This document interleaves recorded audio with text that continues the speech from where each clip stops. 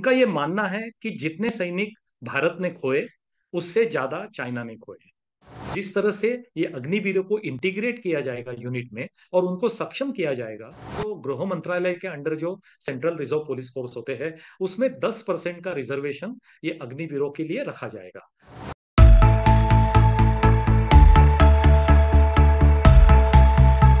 नमस्ते दोस्तों। The current affairs के अगले एपिसोड में आपका स्वागत है। केंद्र सरकार ने 2022 में सेना दलों के लिए अग्निपथ योजना घोषित की। आज तक उस पे घमासान जारी है। विपक्ष और कुछ निवृत्त सेना अधिकारियों ने प्रश्न उठाए हैं। सरकार में अंगीकृत जेडीयू ने भी मांग की है कि सरकार इस पे विचार करे। तो चलिए आज हम इस विषय पे चर्चा करते हैं। जितेंद्र, सबसे पहले हमें ये बताइए कि इस योजना को लेके राष्ट्रीय सुरक्षा पर भी आशंका व्यक्त की जा रही है, तो ये तो गंभीर मुद्दा है। क्या कहेंगे आप? क्योंकि ये सेना दलों से जुड़ा हुआ मुद्दा है, मैं सभी दर्शकों को कहूंगा कि शुरुआत भी मैं जय हिंद से करूंगा। सभी दर्शकों को मेरा प्रणाम। आपने पूछा है कि ये राष्ट्रीय सुरक्षा लेकर भी कुछ विवाद खड़ा हो रहा है, तो मैं ये समझता हूं कि जिसे अंग्रेजी में सिनारियो प्लानिंग या सिनारियो एनालिसिस कहते हैं, हम उसे संस्कृत में कह सकते हैं कि परिदृष्टि विश्लेषण। तो ये क्या है परिदृष्टि विश्लेषण? तो कुछ संभावना है, कुछ हाइपोथेसिस है, उसके ऊपर ये विचार किया गया है। अभी आप समझ लीजिए कि 2020 में एक घटना हुई। वो घटना क्या हुई कि हमारी और चाइना की सीमा एक दूसरे के सामने आ गई। ये घटना हुई गलवान में। फिर हाथापाई हुई, एक दूसरे के ऊपर झड़प हुई। और अंत में क्या हुआ कि क्योंकि हम डेमोक्रेसी है, हमारे गवर्नमेंट ने ये मान लिया कि हमारे 20 सैनिक वीर गति प्राप्त हुए। चाइना डेमोक्रेसी नहीं है, वहां मीडिया उनकी गवर्नमेंट कंट्रोल करता है, इसलिए उन्होंने कहा कि उनकी हानि सिर्फ 4 सोल्जर तक सीमित है। लेकिन मैं आपको 3 हवाले देना चाहता हूं। एक, चाइना के अंदर सोशल मीडिया पे जो न्यूज चलती है, लोग कुछ कमेंट डालते हैं, उसका विश्लेषण एक वेबसाइट ने किया और एक पब्लिकेशन है उनका, उसका नाम है क्लैक्सन रिपोर्ट। तो उनका यह मानना है कि जितने सैनिक भारत ने खोए उससे ज्यादा चाइना ने खोए। फिर दो और हवाले हैं। रशियन जो न्यूज एजेंसी है तास, उसने कहा है कि शायद 41 41 सोल्जर की हानि हुई चाइना को। तीसरा मुद्दा जो सब दर्शक उसको रिलेट कर सकते हैं, एक रिपोर्ट आई थी सीआईए का हवाला देते हुए, अमेरिकन स्पाई एजेंसी। तो उनका तो यह मानना है कि 25 से 45 इस रेंज में चाइना ने सोल्जर गंवाए हैं। तो देखिए, अगर हम विचार करते हैं कि इस तरह की आगे चल के कोई घटना हो जाए, और इस घटना में क्योंकि हमारे जो अग्निवीर है, हम आगे बात करेंगे ये अग्निपथ योजना की, तो अग्निवीर है वो बहुत ही जवान रहेंगे, उनका अनुभव कम रहेगा जो रेगुलर कमीशन सोल्जर्स होते हैं उनके मुकाबले। तो इस वजह से अगर कोई भी ऐसी घटना में हम खरे नहीं उतरते हैं वो कसौटी पे, तो इसके लिए इस तरह का रिस्क इमेजिन करके कुछ लोगों ने कहा है कि ये राष्ट्रीय सुरक्षा से जुड़ा हुआ मामला है। लेकिन हम इस तरह से इसे नहीं दे सकते हैं, क्योंकि घटना क्या है, योजना के ऊपर हम आगे चलते हैं, बट संक्षिप्त में बताना चाहता हूं कि आज अगर हम इंडियन आर्म फोर्सेस की स्ट्रेंथ देखें, यानी कितने लोग हैं, तो जो आर्मी है, आर्मी में 10 लाख से ऊपर, 10 या 11 लाख से ऊपर माना जाता है कि उनकी स्ट्रेंथ है। और अभी अग्निवीर जो है, तो पहली बैच जो ली गई है अग्निवीर की वो 40,000 है। तो आगे चल के कितने अग्निवीर गवर्नमेंट लेती है उसके ऊपर यह निर्भर करता है। बट हमें यह नहीं सोचना चाहिए कि अग्निवीर स्कीम की योजना की कोई भी रिव्यू गवर्नमेंट नहीं करेगी, और एक बार उन्होंने ये निर्णय लिया है कि सैन्य में अग्निवीर चाहिए, तो ये बिल्कुल न सोचते हुए 10 साल 15 साल अग्निवीर लेते ही रहेंगे। अगर योजना सफल नहीं होती है, उसका रिव्यू नहीं होता है, तो शायद इस तरह की कोई घटना हो सकती है। बट इस तरह का एजम्पशन करना ठीक नहीं है कि अग्निवीर योजना आने के बाद गवर्नमेंट उस ये कितना इफेक्टिव है, क्या ये प्रभावशाली है, उसके ऊपर बिल्कुल सोचेगी नहीं। और अगर कोई भी शिकायत आती है तो वो नजरअंदाज करेगी और एक अपना ईगो लेके चलेगी कि नहीं नहीं, हम तो ये योजना लेके आए हैं, हम तो ये बिल्कुल अभी चेंज नहीं करेंगे। तो इस तरह का मानना मेरे हिसाब से ठीक नहीं रहेगा। ठीक है। विपक्ष ने सरकार की या इस योजना की आलोचना की है, तो क्या राजनीति पर कोई टिप्पणी करना चाहेंगे आप?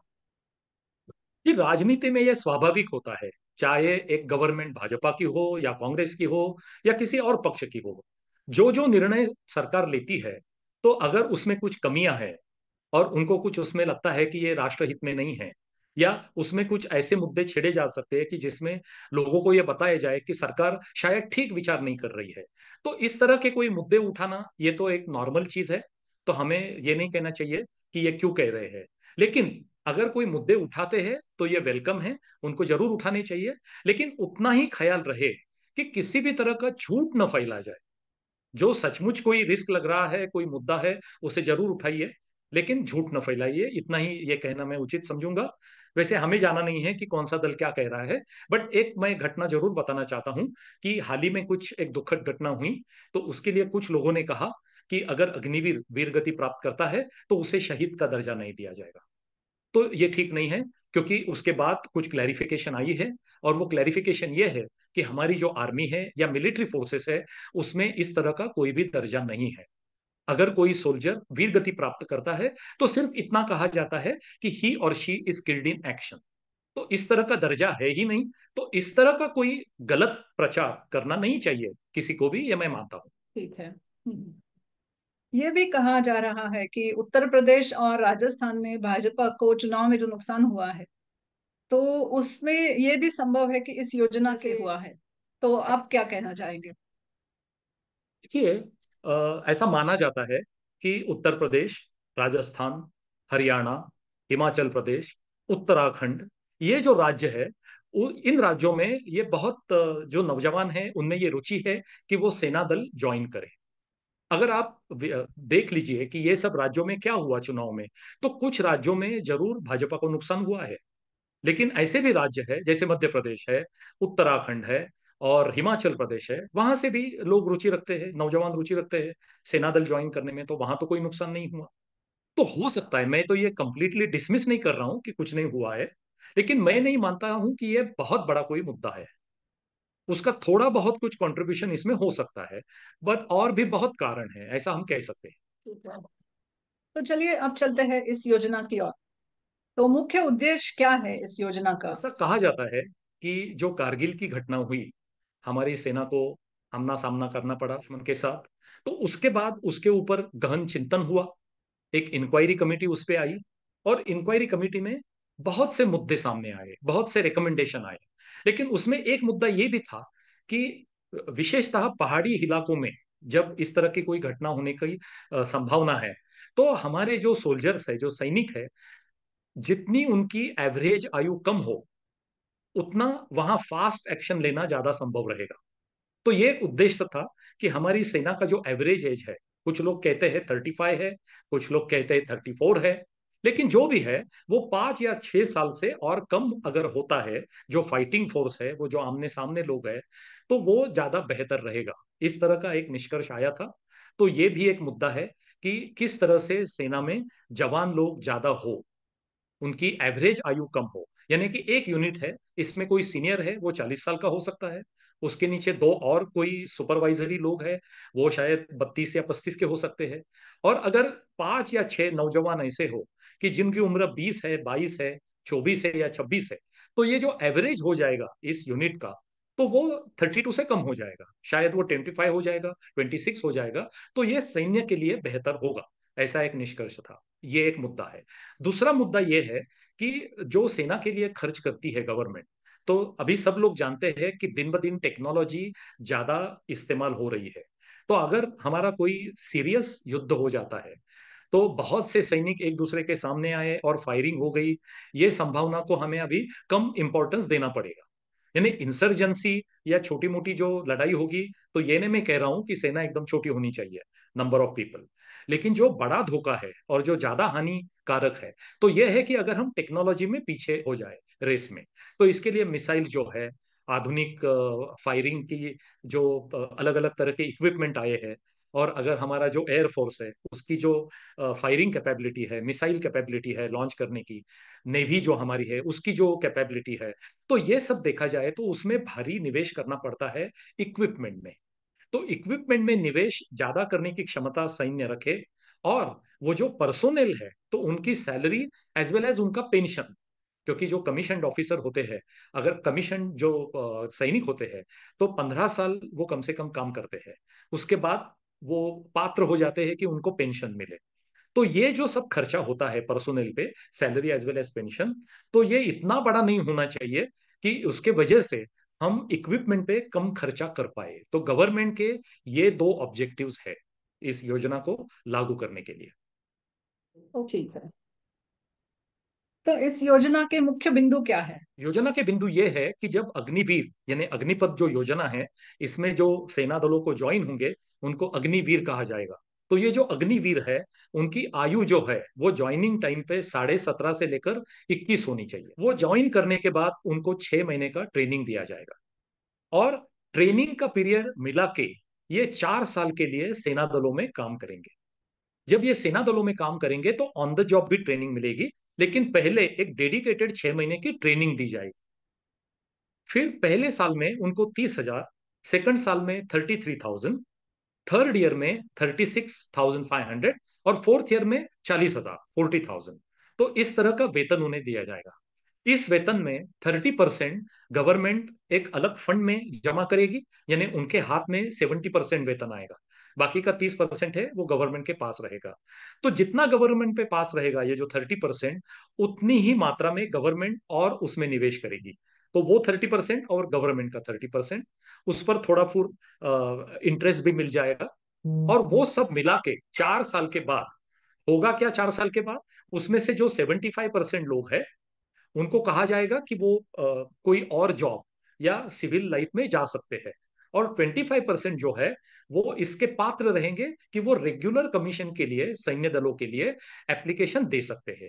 यानी कि चार में से एक आदमी आगे चलता रहेगा सैन्य दलों में, और तीन जो है वो कोई और दूसरी जॉब या कोई दूसरा ऑक्यूपेशन ढूंढने ढूंढने के लिए, आई मीन उनको ढूंढना पड़ेगा। तो जब वो तब ये जब घटना होगी कि 4 साल के बाद जो 75% है, तो उनके हाथ में लगभग 11.5 से 12 लाख रुपया, जो उनका ही 30% सेव्ड है, गवर्नमेंट का भी उसमें जो जुड़ा हुआ है, और इंटरेस्ट जो है, वो सब कुल मिला के करीबन 12 लाख रुपए उनके हाथ में आ जाएगा गवर्नमेंट की तरफ से। ये एक है। और एक महत्वपूर्ण बिंदु यह है कि उनको कुछ एकेडमिक सर्टिफिकेट, क्वालिफिकेशन का इक्विवेलेंस सर्टिफिकेट भी दिया जाएगा, क्योंकि उन्होंने 4 साल वर्क एक्सपीरियंस लिया है, ऑन द जॉब ट्रेनिंग भी लिया है। उसके बाद अगर कोई दुर्घटना हो जाती है, ऑन द जॉब है, फाइनली ये आर्मी में ज्यादा जाएंगे ये जो लिए जा रहे हैं। जैसा सुना जाता है कि पहले साल में जो 40,000 है अग्निवीर, उसमें से 35 या 37 हजार तक लोग ये आर्मी में जाएंगे, और 2 या 3 हजार लोग जो है वो नेवी और एयरफोर्स में जाएंगे। हाँ, क्योंकि ये तो जाहिर है कि जो जहाँ फिजिकल फोर्स है, वही ये ज्यादा, वहाँ एवरेज एज कम होने की ज्यादा रिक्वायरमेंट है। तो अगर ये रिस्की जॉब है तो इसमें कुछ हो जाता है, कोई वीर गति प्राप्त करता है, कोई किसी को कोई गोली लग जाती है, तो ये रिस्की है। इसके लिए अगर ऐसी कोई घटना हो जाती है तो उसका ठीक तरह से इंश्योरेंस का भी दिया जाएगा उसके परिवार को। हाल ही में ऐसी एक घटना भी हुई है, तो ये गवर्नमेंट ने क्लैरिफाई किया है कि तकरीबन 1 करोड़ रुपए वो फैमिली को दिए गए, क्योंकि कोई अग्निवीर है जवान, वो वीरगति प्राप्त हो गया। तो इस तरह का प्रावधान भी इसमें है। और आगे चल के जब वो 75% जो है वो सेना दलों में जो नहीं रहेंगे, और वो शायद प्राइवेट जॉब या कोई और गवर्नमेंट जॉब या गवर्नमेंट की जो सेंट्रल रिजर्व पुलिस फोर्स है वहां वगैरह जो अप्लाई करेंगे, तो उसमें डेफिनेटली उनको कुछ ना कुछ तो प्राधान्य दिया जाएगा। तो इस तरह की ये मूल योजना इस तरह की है। इस योजना में सेना विशेषज्ञों के अनुसार कौन सी कमियां हैं, ये हमें बताइए। जी। तो जहां तक हमने देखा है कि जो पब्लिक प्लेटफॉर्म में जो कमेंट्स आए हैं, तो कुछ लोग हैं वो समर्थन दे रहे हैं, और कुछ है वो आलोचना कर रहे हैं। तो जैसा मैंने कहा कि ये लोकतंत्र है, हर एक व्यक्ति को अपना विचार रखने का पूर्ण स्वातंत्र है, तो आलोचना भी वेलकम ही करनी चाहिए। तो आलोचना कौन से मुद्दे पे हो रही है? तो सबसे पहला अहम मुद्दा यह है कि एक जो सोल्जर है जो जुड़ जाता है सैन्य दल के साथ, तो बहुत लोगों का कहना है कि उसे कोई शॉर्ट ट्रेनिंग पीरियड या एक तरह से जॉब का दर्जा न दिया जाए, कि ये 4 साल आए फिर वापस चला जाए। ये तो एक लाइफ लॉन्ग कमिटमेंट है सोल्जरिंग करना देश के लिए, ऐसा कुछ लोग मानते हैं। तो उनको ये बिल्कुल पसंद नहीं कि ये 4 साल के बाद जो 75% अग्निवीर है वो आगे कंटिन्यू नहीं होंगे। तो इस पे बहुत भारी आलोचना है। दूसरा मुद्दा यह है कि गवर्नमेंट ने डिक्लेयर तो जरूर किया था जब ये योजना घोषित की गई थी कि सेंट्रल रिजर्व पुलिस फोर्स है और इस तरह के जो फोर्सेस है, तो वहां थोड़ा बहुत तो प्राधान्य दिया जाएगा ये अग्निवीरों को जब वो अप्लाई करेंगे। लेकिन ये एश्योरेंस नहीं दिया गया था कि अग्निवीरों को डेफिनेटली जॉब मिल जाएगी 4 साल के बाद। तो अगर मान लीजिए कि कोई इस तरह का जॉब करता है, ये नॉर्मल जॉब नहीं है, ये मैं भी मानता हूँ कि जैसा किसी कोई इंडस्ट्री में किसी ने ट्रेनिंग लिया, या कोई सेल्स अकाउंटिंग कमर्शियल फंक्शन में ट्रेनिंग लिया, और ट्रेनिंग के बाद 2 3 4 साल का अनुभव मिला, अगर अगर वो व्यक्ति वहां कंफर्म नहीं हो गया और उसे जॉब कोई और ढूंढनी पड़ी, तो एक अलग तरह का ये जॉब है। लेकिन ये जो हमारे जो अग्निवीर है, तो वो जिस तरह का एक्सपीरियंस उन्हें है, जिस तरह की ट्रेनिंग है, जिस तरह का जॉब इटसेल्फ है, जिस तरह का काम है, तो ये आसानी से बाहर मिलके उस नए काम को एडजस्ट करना, ये कोई सिंपल बात नहीं है। इसलिए अगर उनको कोई एश्योर्ड जॉब मिल जाए कि जो if not exactly like army, at least वो उस तरह का कुछ ना कुछ एक्सपीरियंस और कुछ ना कुछ इस तरह का फील उनको मिले अगर उस जॉब में, तो वो डेफिनेटली बेहतर रहेगा। ये एक दूसरी आलोचना है। तीसरी आलोचना ये है कि अगर इस तरह का हम यूनिट देखते हैं, कुछ लोगों का मानना है कि अगर यूनिट में धीरे धीरे चल के अगर 40% 50% या उससे भी ज्यादा अग्निवीर हो जाते हैं, तो जो यूनिट का एक्सपीरियंस है at the time of combat या फाइटिंग, तो वो एक्सपीरियंस कम हो जाएगा। और अगर हम जिस तरह से ये नॉर्मल कमीशन सोल्जर जो रहते हैं, तो वो 15 साल के लिए तो कम से कम रहते हैं, और उसके बाद उनके जो प्रमोशन पात्र है वो थोड़ा और आगे की रैंक में चले जाते हैं, उसमें से फिर और आगे की रैंक में चले जाते हैं। तो जो 7वें रैंक तक पहुंच जाते हैं ये नॉन कमीशन ऑफिसर क्लास में, वो 30 साल से ऊपर, किसी केस में तो 35 साल तक वो सैन्य में काम कर सकते हैं। तो अगर इससे हम कंपेयर करें, तो ये जो अग्निवीर जो है, वो जो कंपोजिशन या मिश्रण रहेगा, तो उसमें वो कम अनुभवी लोग रहेंगे। ये तीसरी आलोचना इसमें है। और चौथा, शायद ये कुछ गलत फहमी है कि जो नॉर्मल सोल्जर है उस तरह की रैंक नहीं है, उनको थोड़ी कम रैंक है, और जैसा कुछ लोग कह रहे हैं कि उनको ये दर्जा नहीं है वो दर्जा नहीं है। तो इस तरह की कुछ आलोचना है, लेकिन जो जैसा मैंने कहा कि जो पहले तीन जो मुद्दे हैं वो सबसे ज्यादा अहम है आलोचना में। अच्छा, ठीक है। तो क्या हर एक समीक्षा से आप सहमत है? हाँ, ये तो बहुत बड़ा गंभीर मुद्दा है, और मेरे खुद के भी विचार है। तो मैं ये मानता हूं कि गवर्नमेंट के ये दो ऑब्जेक्टिव है कि दिन ब दिन एवरेज एज थोड़ा तो कम होना चाहिए सेना का। मुझे नहीं लगता है कि ये हम डिस्प्यूट कर पाएंगे अगर ये मुद्दा है तो। इस मुद्दे में डेफिनेटली कुछ ना कुछ तो वजन है, ऐसा मैं मानता हूँ। दूसरा मुद्दा यह है कि गवर्नमेंट इंडिया इकोनॉमी बड़ी हो रही है, लेकिन इसका मतलब ये नहीं है कि जिस तरह से मॉडर्न वॉरफेयर का एक तरह से ये रूप बदल रहा है, तो हमें ये बात भी स्वीकार कर लेना चाहिए कि अगर ज्यादा निवेश इन्वेस्टमेंट अगर हमें इक्विपमेंट और टेक्नोलॉजी इन एरिया में अगर देना पड़े, तो उसमें अचरज नहीं मानना चाहिए। ये भी बिल्कुल सही बात है। ऑफ कोर्स इसका मतलब ये नहीं है कि हम टोटली एक सेविंग की तरह से देखें ये सब चीजें, लेकिन फिनेंशियल बर्डन और फिनेंशियल कैपेबिलिटी ये अहम मुद्दा रखती है किसी की देश के संरक्षण में। तो ओनली आर्मी नहीं, उसकी फिनेंशियल कैपेबिलिटी भी बहुत इंपॉर्टेंट है। तो ये ऑब्जेक्टिव्स अगर हम देखें, तो हम नहीं कह सकते हैं कि ये ऑब्जेक्टिव्स देमसेल्व्स गलत है। ऑब्जेक्टिव्स में तो जरूर कुछ तो वजन है। अभी स्पेसिफिक्स पे जब हम आते हैं, तो मैं खुद ये मानता हूं कि 4 साल कम है। अभी गवर्नमेंट या जो योजना बनाई गई, तो उन्होंने ऐसा कहते हैं कि बहुत उसके ऊपर गहन विचार किया है, विचार विमर्श किया है इंटरनली। तो कुछ लोगों का मानना है कि अगर किसी को एक आर्म फोर्सेस की लाइफ छोड़कर सिविल लाइफ में वापस इंटीग्रेट होना है, तो जितना वो ज्यादा आर्म फोर्सेस में रहेगा, उतना ज्यादा डिफिकल्ट होगा सिविल लाइफ में इंटीग्रेट होना। तो इस मुद्दे भी कुछ डेफिनेटली वजन रहेगा। और मुझे ऐसा लगता है कि गवर्नमेंट वेट एंड वॉच इस तरह का अप्रोच ले सकती है। तो शुरू में उनको लगा है कि ये बैलेंस करने के लिए कि जो आम उसमें जो सर्विस मिलेगी अग्निवीर की तरफ से गवर्नमेंट को, वो एकदम भी कम ना हो। जैसे 1 साल का ट्रेनिंग है, और 1 साल अगर वो काम पे आता है, तो ये बहुत कम हो जाएगी सर्विस। तो ये सोच के उन्होंने ये चार एक तरह से बैलेंस फिगर शायद उन्होंने निकाली है। तो मुझे क्या लगता है कि ये 4 साल कम है या ज्यादा है, ये रिव्यू होगा उसका। तो जिस तरह से अग्निवीर ऑलरेडी भर्ती हुए हैं, तो उस पर definitely government wait and watch कर रही है। अगर उनको लगता है कि ये 4 साल का बहुत ही कम हो रहा है समय, तो 4 का 5 साल करना, 6 साल करना, 7 साल करना, ये भी संभव है। तो मुझे लगता है अभी ये 4 साल एकदम कम है, ऐसा हो जाएगा वैसा हो जाएगा ये कहना शायद इतना उचित नहीं है।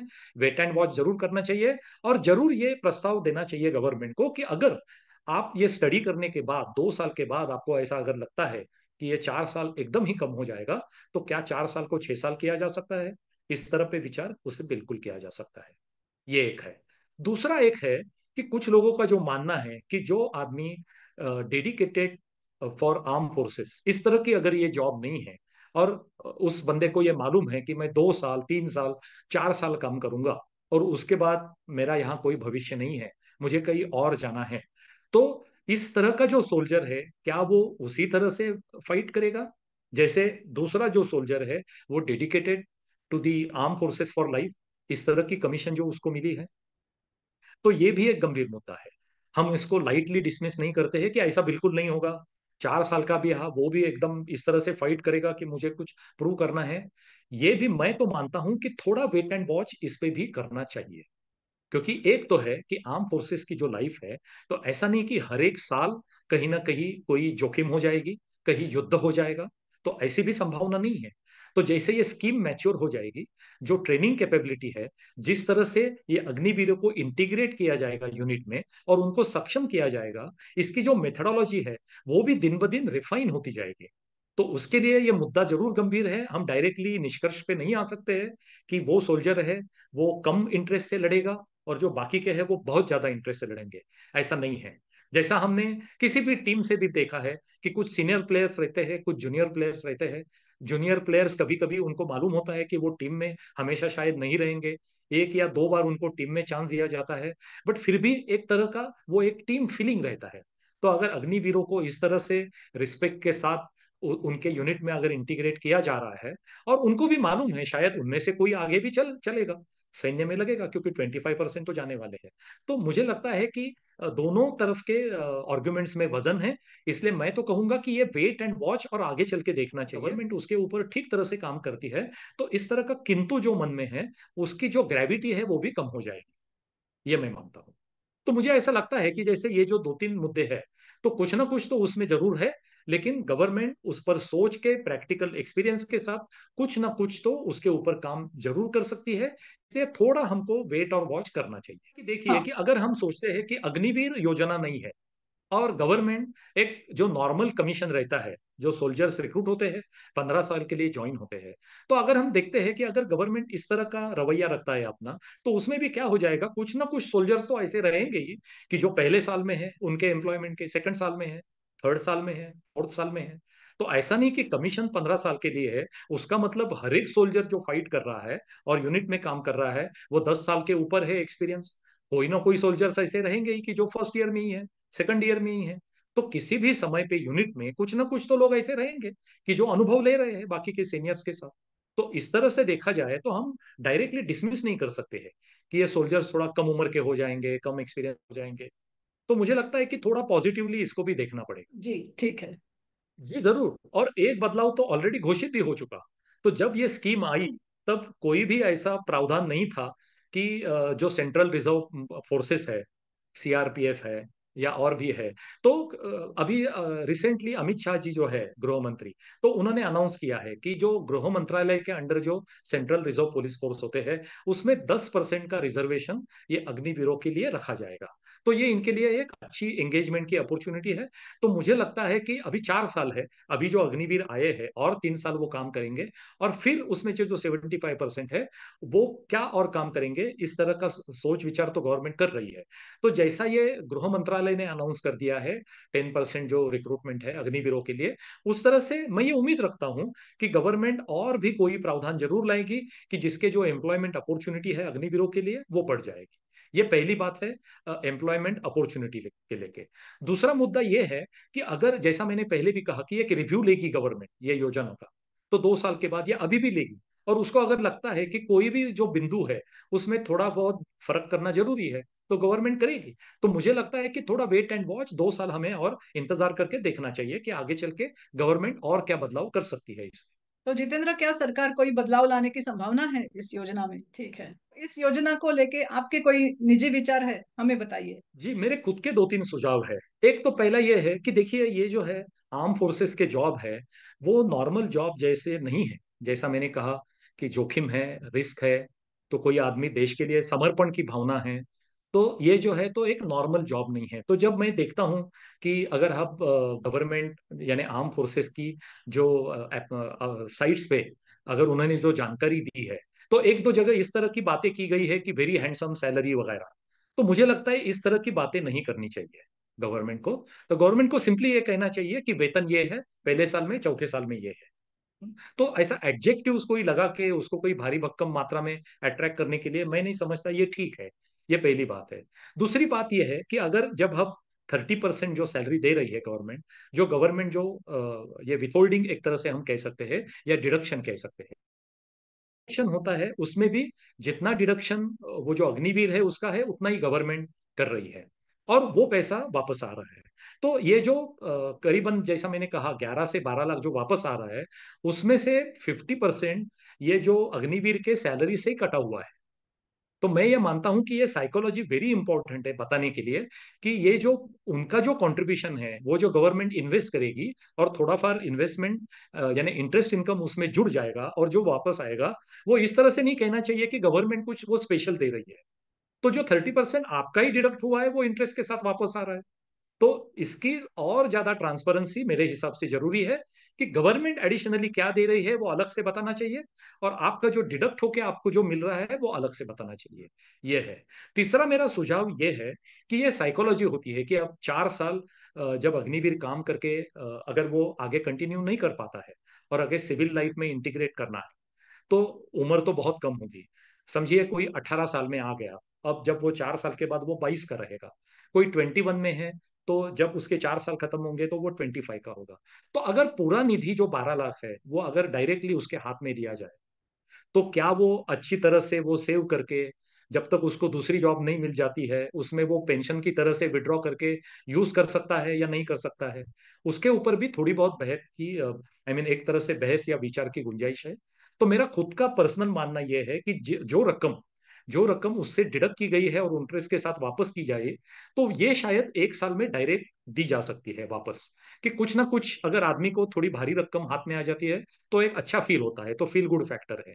और बाकी की जो रकम है या उसमें थोड़ी और रकम जुड़ा के, अगर कोई आदमी बाहर आता है उसके पास इमीडिएट जॉब नहीं है, तो डायरेक्टली 5 6 7 8 लाख जो एक्स्ट्रा गवर्नमेंट की तरफ से है, वही अगर 24 या 36 मंथ के पेंशन में कन्वर्ट करके एक एश्योर्ड इनकम, जो एग्जिट टाइम पे उसको अगर 40,000 तनख्वाह मिल रही है, लेकिन 30% कट करके अगर उसके हाथ में 30,000 तनख्वाह उसको मिल रही है, तो 30,000 is the assured pension for next 2 years या 3 इयर्स। इस तरह से उसे थोड़ा सा रीट्विक करके कन्वर्ट किया जाए, तो वो शायद साइकोलॉजिकली और बेटर हो जाएगा लोगों को रिलेट करने के लिए। एक तरह से गवर्नमेंट उसको आगाह कर रही है कि 3 साल आपको चिंता की जरूरत नहीं है, अगर आपको जॉब नहीं मिलती है तो एटलीस्ट कुछ मिनिमम इनकम आपको पेंशन की तरह से मिल रहा है। लेकिन आप यंग हो, 2 3 साल बिल्कुल कम नहीं है, उसमें आप कुछ विचार कर सकते हो, आप अप्लाई कर सकते हो किसी और जगह। और फिर भी अगर ऐसी कोई नौबत आ जाए कि जॉब नहीं मिल रही है और कुछ प्राइवेट कंपनी में अप्लाई करना पड़ेगा या कुछ और करना पड़ेगा, तो एक पेंशन जैसा एक एश्योर्ड अगर कुछ इनकम मिलता है 2 3 या 4 साल, तो मुझे लगता है ये साइकोलॉजिकली बेटर रहेगा। ये मेरा सुझाव है। जी, क्या ऐसा कोई विकल्प है कि सारी आकांक्षाएं दूर हो जाए और पूर्ण समाधान हो सके? ये हमें बताइए। जी, अभी ये भी एक तरह से हम इसे कह सकते हैं कि मिलियन डॉलर क्वेश्चन, क्योंकि आज तक इसका ही कोई हल नहीं निकाल पाया। ये ह्यूमन साइकोलॉजी से जुड़ा हुआ है। तो हम देखते हैं कि अगर ऐसी कोई गवर्नमेंट जॉब है तो एश्योर्ड इनकम है और पेंशन भी है। बट अगर आप ऑन एन एवरेज तौर पे अगर सर्वे करें, तो आपको लगेगा कि लोग कह रहे हैं कि नहीं, उसमें करियर अपॉर्चुनिटी ज्यादा नहीं है, ये होता है वो होता है, स्टेडी इनकम है बट फिर भी उसमें कुछ रोचक नहीं है। अगर कोई बंदा बहुत अच्छा परफॉर्म कर रहा है तो उस तरह का कुछ झटपट प्रमोशन मिलने का चांस नहीं है। और अगर हम जब प्राइवेट सेक्टर में जाते हैं, और ऑन एन एवरेज वहां सैलरी ज्यादा रहती है गवर्नमेंट सेक्टर से, लेकिन जॉब की सिक्योरिटी नहीं रहती है। और कभी आपका झगड़ा हुआ, कुछ हुआ, आपका ट्रांसफर हुआ, आपको पसंद नहीं है, आप रिक्वेस्ट तो जरूर कर सकते हो बॉसेस को, लेकिन वो कहते वो अड़े रहते, अगर कहते कि नहीं आपको जाना होगा या आपका कोई जॉब प्रोफाइल बदल गया, आपको करना होगा, तो वो एक तरह के एक दूसरा उसमें एक रिस्क है। तो अगर आप खुश नहीं है अच्छी सैलरी भी देके, तो आप कहते हैं कि इस समय में अगर मैं गवर्नमेंट में होता, स्टडी होता, तो ये मुझे अच्छा लगता। तो ये ह्यूमन साइकोलॉजी है कि आपको 10 बेनिफिट्स भी दी जाए और या 2 या 3 आप देख रहे हैं कि आपके पास नहीं बट किसी दूसरे के पास है, तो आप ऐसा नहीं सोचेंगे कि उसके पास बाकी के साथ नहीं है, सिर्फ ये 3 है। तो आप ये कंप्लेंट करते रहेंगे कि अरे ये 3 होते तो अच्छे रहते। तो I think in a lighter when हम ये निष्कर्ष निकाल सकते हैं कि ऐसा तो बिल्कुल कोई प्रावधान नहीं है कि सब लोग खुश हो जाए। लेकिन इतना जरूर हो सकता है कि अगर सचमुच ये जो विश्लेषण किया गया है, अनेक डिफेंस एक्सपर्ट है, उन्होंने आलोचना की है, विपक्ष ने कुछ सुझाव दिए हैं, तो उसमें जरूर 1 2 मुद्दे ऐसे हो सकते हैं कि आगे चल के ये योजना में कोई फेरबदल हो सकता है। और आज जो वो रेजिस्टेंस हो रहा है या एक तरह से उसकी बहुत बड़ी मात्रा में आलोचना हो रही है, वो कम होने की चांस तो ये बिल्कुल तो है। अच्छी बात है। तो ठीक है, तो चलिए हम अपेक्षा करते हैं कि सरकार आगे चल के सुधार लाएगी इस योजना में, जिससे योजना अधिक मान्यता प्राप्त करे। तब तक जी। दोस्तों देखते रहिए द करंट अफेयर्स के एपिसोड। हमारे एपिसोड लाइक कीजिए, अपने दोस्तों के साथ शेयर कीजिए और हमारा चैनल सब्सक्राइब कीजिए। धन्यवाद। जय हिंद। जय हिंद।